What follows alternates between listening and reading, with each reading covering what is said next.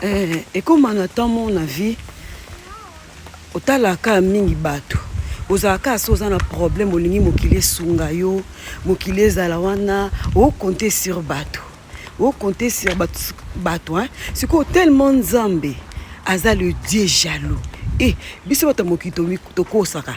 Tomi bomba ki jalousie na biso siko ye a bomba taloba vraiment vrai que non, je suis le Dieu jaloux. Ce qu'on a qui jalousie na yobi osalani. A okanga ba porte nyonso to. Po bato wana ozoki o yo talelaka ba sunga yo te. A okanga ba porte nyonso to. Bato wana otalelaka ba poussa la pembe na ote. Ce qu'on so comprendre te. Okangisi bato nyonso to ennemi. So comprendre te. Banzo yina bato. So comprendre te.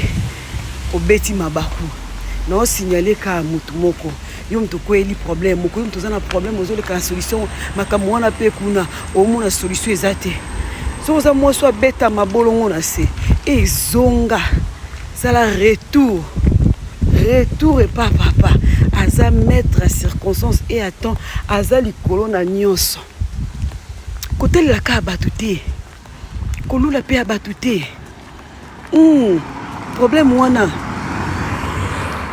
likambwana mwe lelo kitoko moko nakokite na bimi likambwana zonga kake pa na ye yenda na solution nango batute eza nango batute nango batute babisoyo to ana batu totale la raté ba etika pamba totale la ka nzambe to remplacer ba papa na nzambe na nzambe kotele no batute mama na o signaler yo polinga ka soza na problème otaleli noko taleli yayo taleli lekola te talela nzambe mama babiso to ba elia te corbeau ko lesa biso yo za eli soko comprendre ozonga makolo nzambe oza eli ata corbeau a lesa yo mokile moni loko leza impire mais soki ya lobi eza pire et salo malamu là ya pesa mitindo na diable fuka maradi nana kotele maliboso na ye